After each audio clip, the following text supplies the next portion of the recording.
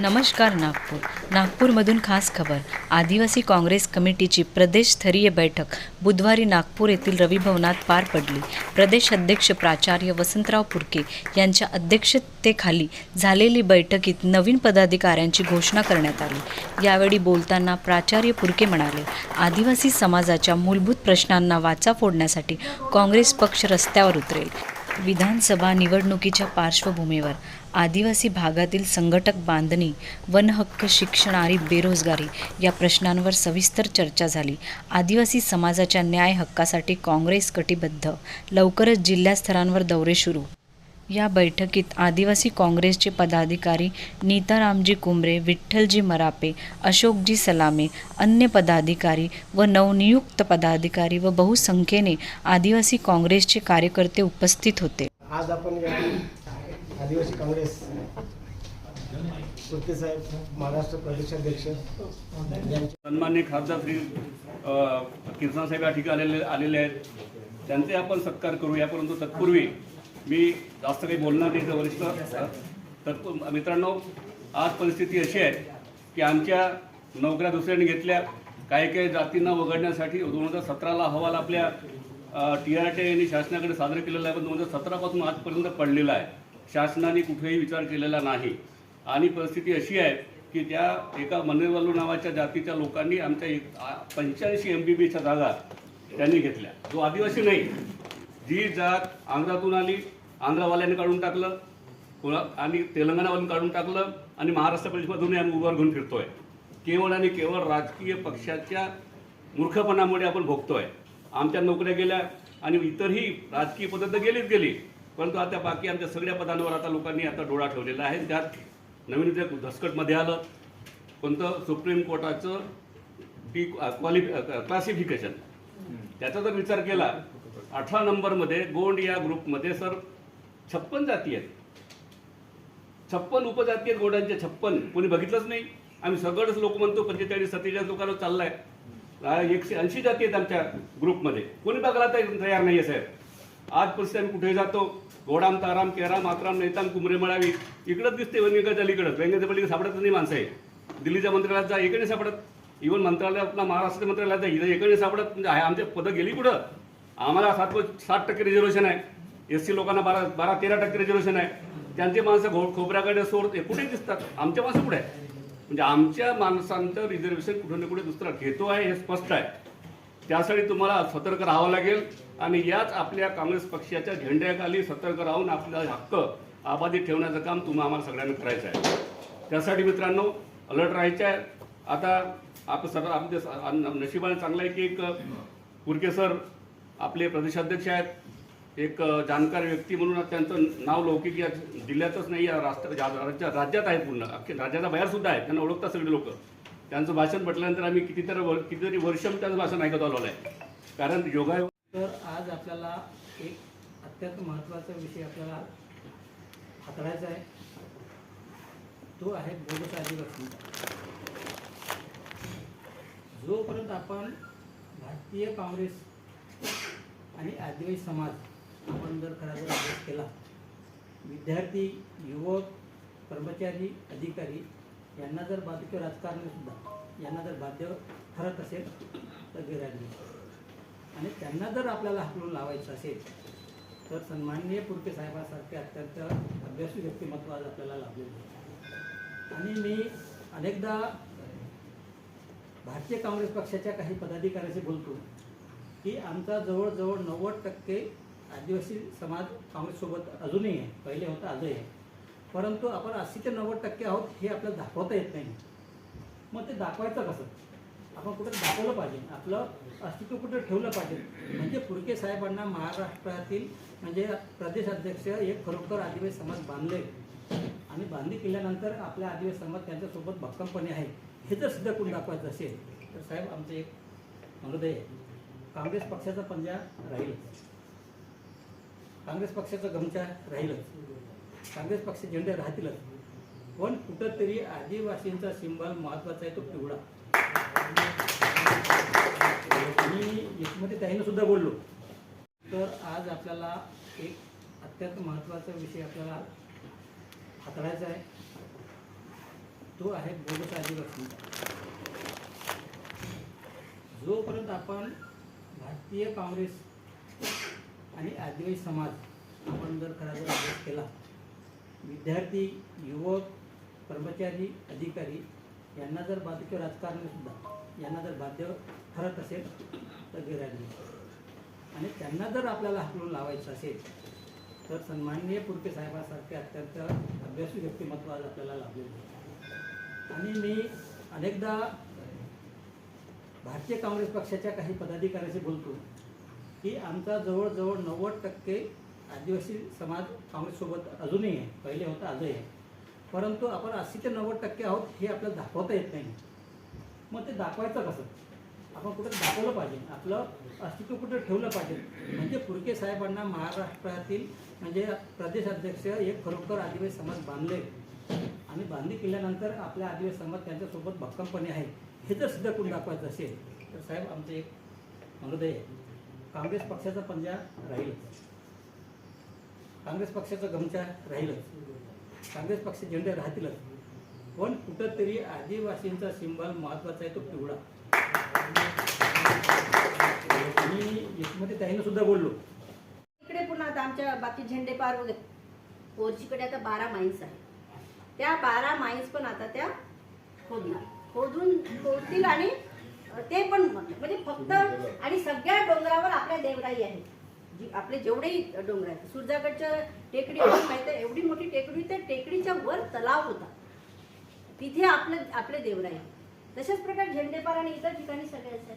म्हणजे आता जे मंदिराचा विषय जो इथे आहे, प्लेन एरियामध्ये जे मंदिर आहे ते मंदिरांचं तर त्यांनी अतिक्रमण केलेलंच आहे, परंतु आपल्या ज्या देवराई आहे स्वतःच्या त्या सुद्धा ते नष्ट करत आहेत. तुम्ही पहा, हे हिंदू धर्माचे जे मंदिर आहे ते गोटा एक राहतो, त्या गोटाला तो पेंट मारतात, तो संडासाजवळ राहिला, संडास राहू दे, नाली राहू द्या, है ना, ते लावून दिलं, झाला तिथे झाला तो देव. तुम्ही त्याला हात लावू शकता का? दगडाला हात नाही लावू शकत तुम्ही. पण आपल्या देवराया एवढ्याला हे लोक खोदून टाकत आहे, तरी पण आपण काहीच करत नाही. जोपर्यंत तुमच्यामधली अस्मिता जागृत होत नाही तोपर्यंत काही होत नाही. आणि ह्याच्यामध्ये युथ हा जो यूट्यूबर आहे, मी खूप अप्रिशिएट करते त्याला, खूप मी बघते, मी तुझे सगळे आणि लाईक करते आणि स्टेटसवर पण ठेवते मी माझ्या. की जेव्हा विद्यार्थी विंग मध्ये असताना मी का बरं काँग्रेस पक्षाशी जुडावं? सर मी का बरं काँग्रेस पक्षाशी जुडावं? विद्यार्थ्यांना घेऊन काँग्रेस पक्षाचं काय विजन आहे? आज वसतिगृहाला 5 एप्रिल 2018 वसतिगृहाला डीबीटी GR आला सर.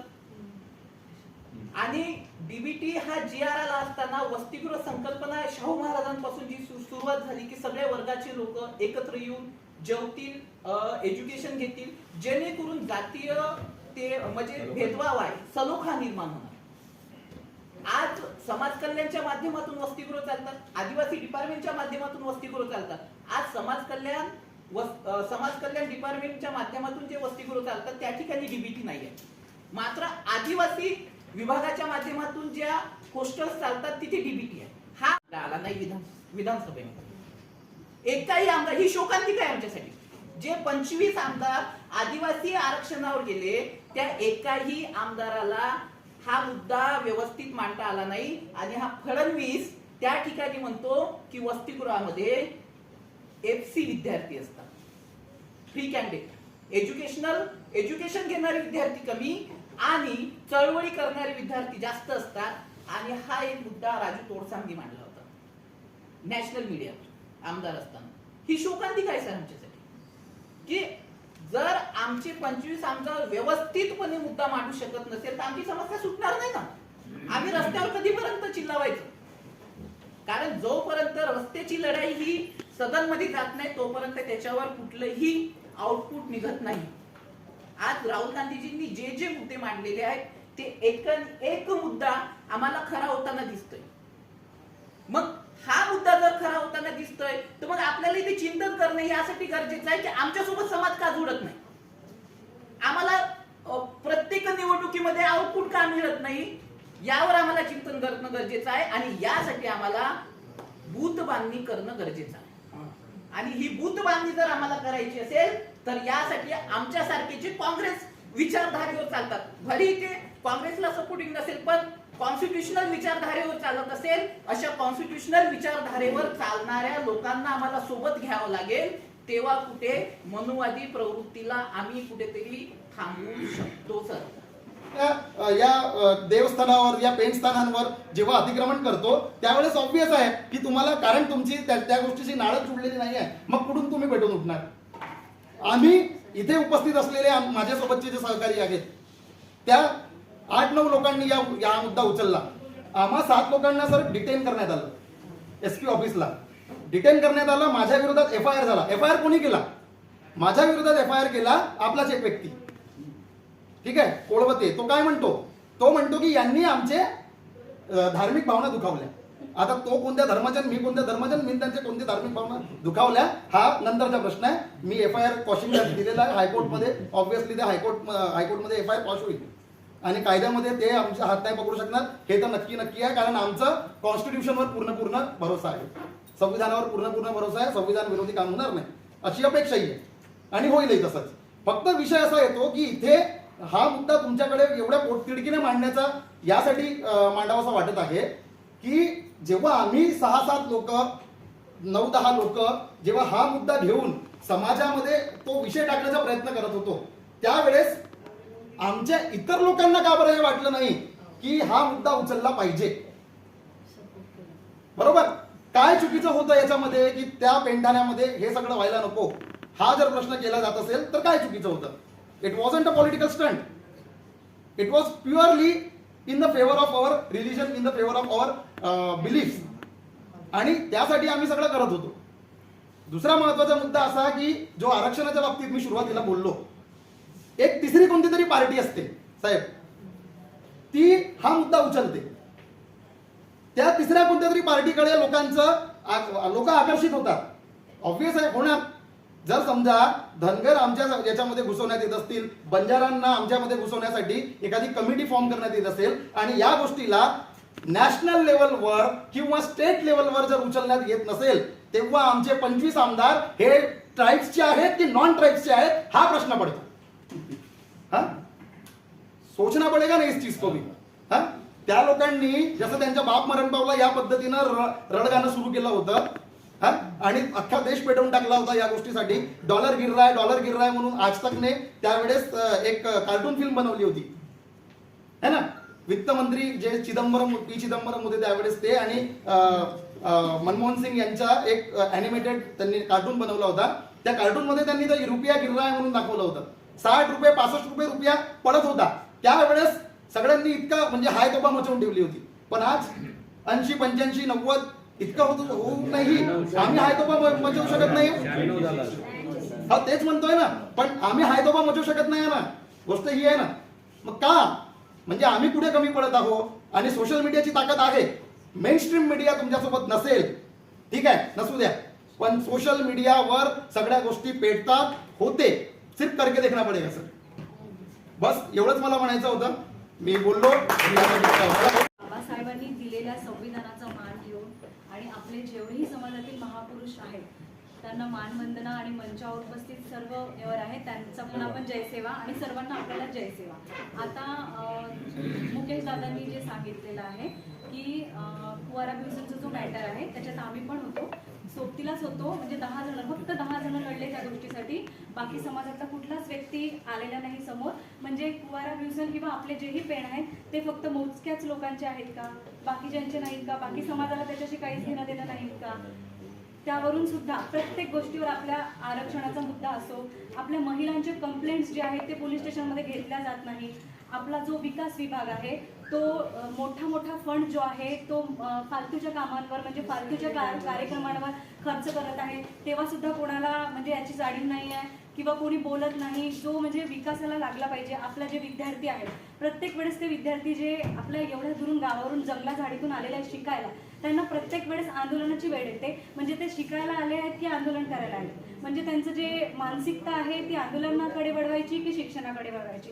असे कसे मुलं ते तयार होतील, कसे मोठे अधिकारी बनतील आहे तो एक मोठा प्रश्न आहे. वरून जो आपला समाजाचा जो म्हणजे समाजाचा विकास व्हायला पाहिजे, जो फंड आपल्या विकासासाठी पाहिजे, म्हणजे त्याच्यातून आर्थिक जो विकास आपला व्हायला पाहिजे तो फंड जो आहे आदिवासी विकास विभाग मोठ्या प्रमाणात कुठल्या तरी म्हणजे एखाद्या खासदाराच्या कार्यक्रमाला देतो आहे. म्हणजे आत्ताच ते झालेलं आहे 9 ऑगस्टचा कार्यक्रम होतो आदिवासी जागतिक दिवसाचा, तेव्हा पण सुरेश भट सभागृहाला काहीतरी कोटींचा त्यांनी फंड नाश केलेला आणि त्याला सुद्धा जागतिक दिवस नाव न देता रक्षाबंधनाचं नाव दिलं होतं. त्याच्यात आमचे अशोक उईके साहेब होते विकास मंत्री, त्यांना सुद्धा त्याच्या काहीच जाणीव नाही. अजून बिरसा मुंडा जयंतीचा 3 दिवसीय कार्यक्रम ठेवला, त्याच्यात पण काहीतरी समथिंग मला असं ऐकू आलं की 50 करोड रुपये तिथे उधळल्या गेले आहेत. मग हा फंड जो उधळला जातो तर समाज बांधवांना याची काहीच जाणीव नाही का की आपला जो फंड आहे दुसरीकडे वळवला जातो आहे. फक्त मोजके जसे प्रतिनिधी आहेत जे फंड करतात ते पण टार्गेट केल्या जातात आहे. तर मला सांगा जे लोक लढायला आहेत त्यांच्या मागे बॅकग्राऊंड काय, त्यांना कुठलं प्रोटेक्शन आहे? मोजकेच लोक जे समोर जात आहेत, जे मोठ्या मोठ्या लोकांशी जे वादविवाद घालत आहेत, त्यांना बॅकपुश काहीच नाही आहे, बॅकग्राऊंड सपोर्ट काहीच नाही. वेळेवर वकील नाही आहेत आमच्याकडे, वेळेवर आम्हाला जमानत द्यायला जमानतदार नाहीत, आमच्याच समाजातले लोक पुढे येत नाहीत. मग त्याच्यासाठी आम्ही काय केलं पाहिजे? आणि जर आपण काँग्रेसची विंग वाढवतो, मी राहुल गांधीजींच्या शक्ती अभियानाशी जोडलेली आहे, डायरेक्ट आहे. हर्षवर्धन सपकाळे साहेब आम्हाला कॉन्फरन्स मीटिंगमध्ये येतात ते झूममध्ये. तर माझा तोच प्रश्न असतो की आपण जर लोकांना मोटिव्ह करतो की तुम्ही काँग्रेस पार्टीशी जुळा, पण काय म्हणून जुळले पाहिजे, आपल्याला कितीपर्यंत काँग्रेस सपोर्ट करेल आहे? त्यांचा एकच प्रश्न असतो ना, आम्हाला म्हणजे सपोर्ट म्हणून काय? त्यांचे पुष्कळ सारे मुद्दे असतात. आपले आदिवासी समाजाचे घरं तोडल्या जात आहे, बिल्डर तोडून टाकतो, बिल्डरवर काहीच एफ आय आर नाही. उलट जे रिपोर्ट द्यायला जातात, जे म्हणजे रिपोर्ट द्यायला जर गरीब वर्ग गेला तर पोलीसवाले त्यांना हकलून देतात. ॲट्रॉसिटीचे असे खूप सारे मुद्दे आहेत जे आपले घेतले जात नाही, तिथे कुठेतरी मॅनेज होऊन जातात लोक. मग त्याच्यासाठी आपण काय केलं पाहिजे? माझा हा प्रश्न आहे, काय केलं पाहिजे? मग कशी विंग वाढणार? लोकांना विश्वासात घ्यायला पण खूप साऱ्या गोष्टी असतात जे आपल्याला, त्यांना पण आपल्यापासून काहीतरी आउटपुट पाहिजे असते. ते आउटपुट आपण त्यांना कसं द्यायला पाहिजे, काय द्यायला पाहिजे? हे प्रश्न खूप महत्त्वाचे प्रश्न आहे. मला असं वाटते विद्यार्थी ते शिकायला आले आहेत, त्यांना नेहमी आंदोलन करण्याची गरज नाही भासली पाहिजे. जे आपले खासदार आहेत हे मुद्दा ते उचलत का बरं? अजूनपर्यंत प्रत्येक गोष्टी झाल्या. सॉरी सर, सॉरी, पण तरी पण माझ्या मनातली जी गोष्ट आहे ती मी बोलून राहिले. बरोबर आहे, तुम्ही सगळ्यांनी उचलले पाहिजे. म्हणजे आम्ही प्रतिनिधी त्याच्यासाठीच निवडून देतो ना की आमचे जे जेन्युइन मुद्दे आहेत ते तुम्ही उचला. जर ते उचलणारच नाही तर मग समाज तर अजून गड्ड्यात जाणार ना. आणि विरोधक म्हणजे आपलाच माणूस असतो. आपण विरोध करायचा तरी कोणाला करायचं मॅडम? विरोधक म्हणजे आपलाच माणूस असतो. तुम्ही वार करणार तर आपल्याच माणसावर करणार का?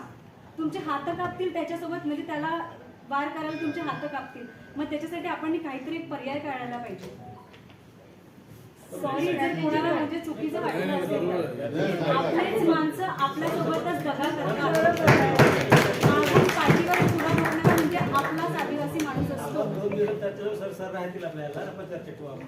ठीक आहे. यावर फार चांगली चर्चा झाली. अनेकांनी अनेक समस्या ज्या आहेत आदिवासी आणि या समस्यांमध्ये पक्षाची भूमिका काय असावी या अनुषंगाने आपण सगळ्यांनी त्या ठिकाणी आपले विचार व्यक्त केलेले आहेत. अनेकांनी वेगवेगळे विचार व्यक्त केले. विद्यार्थ्यांच्या समस्या आहेत, बेरोजगारांच्या समस्या आहेत, महिलांच्या समस्या आहेत आणि आदिवासी समाजाने काँग्रेसची का जोडावं हा एक महत्त्वाचा प्रश्न.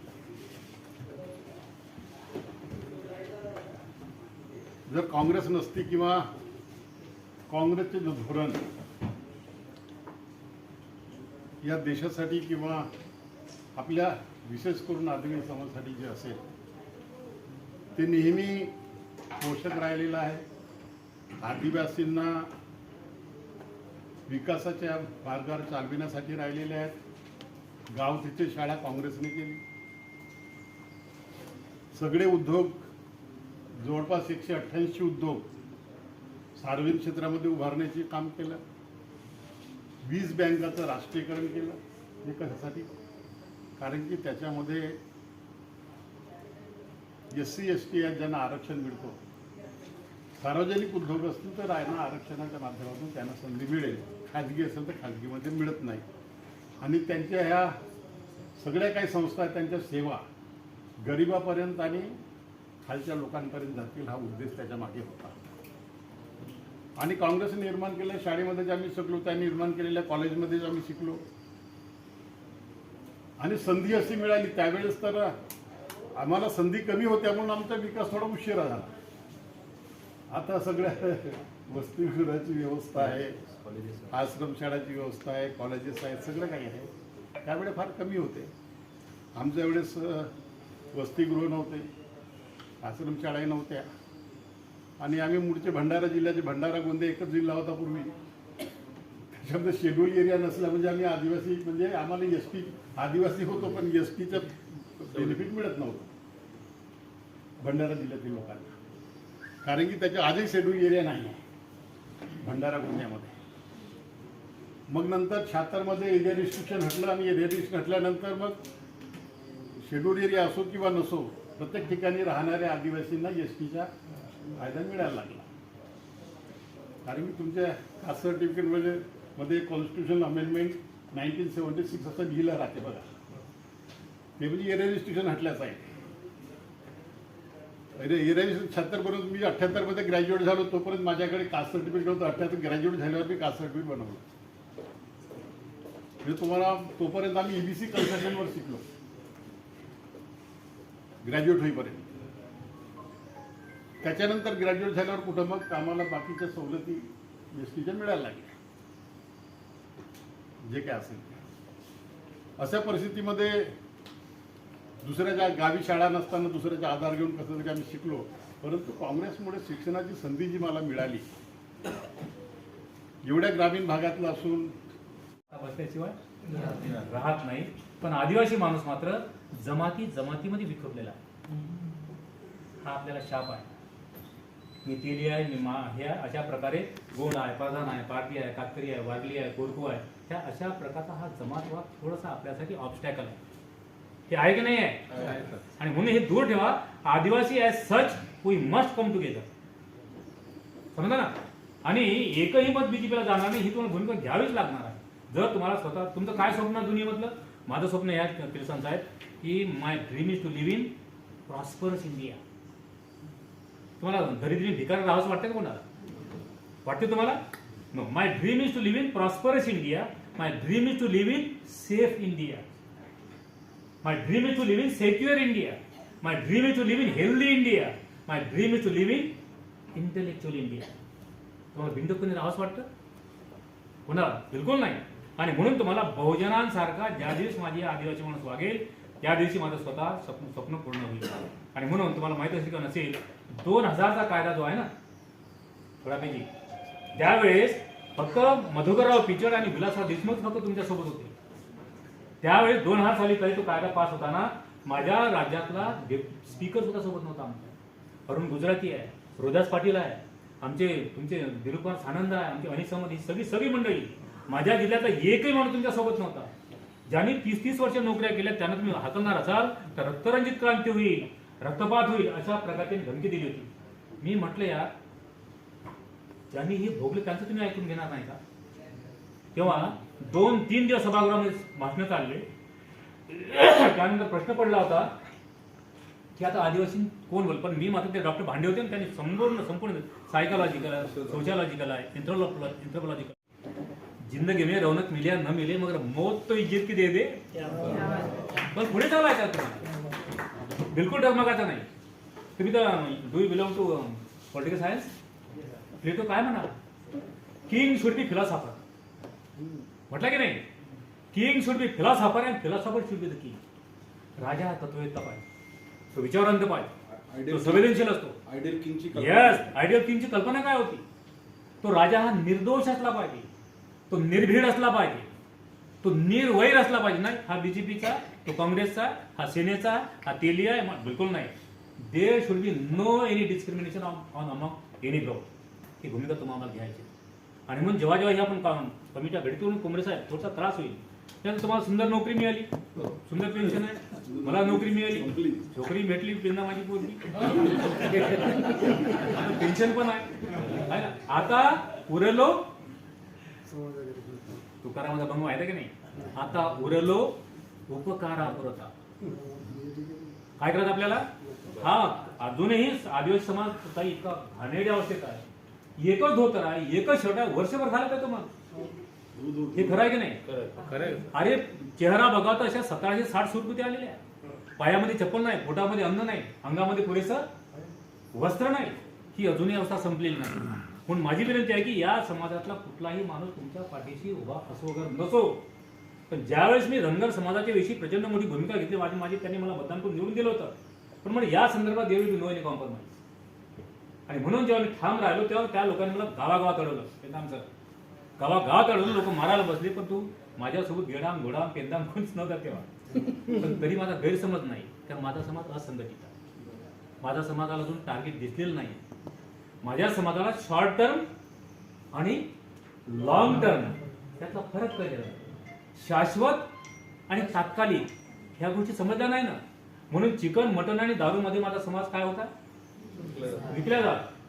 बाबासाहेब काय म्हणाले की ज्या दिवशी मतदार हा पैसे घेऊन विकल्या जाईल त्या दिवशी लोकशाहीचा खून झाल्याशिवाय राहणार नाही. आज होत आहे की नाही? बीजेपी खूपच मोठी आहे का? बीजेपी खरंच चांगली आहे का? अहो, liberty of thought, faith, belief and worship आहे की नाही? वडापेस ना हे 6 दिवस फार बोगस बरं का.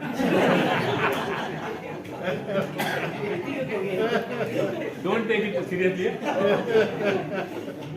आणि हे सगळं मोठं देणं माझ्या पाठीशी आहे की नाही? म्हणून preamble is the most precious part of the constitution. Pandit Bhargava म्हणाले, नंतर आपण बोलू, मी मूळ मुद्द्यावर येतो. आपण पक्ष संघटन केल्याशिवाय, आणि काँग्रेस तुमचा महत्वाचा मुद्दा आहे की काँग्रेसचे सिनियर लोक तुम्हाला जुमानत नाही.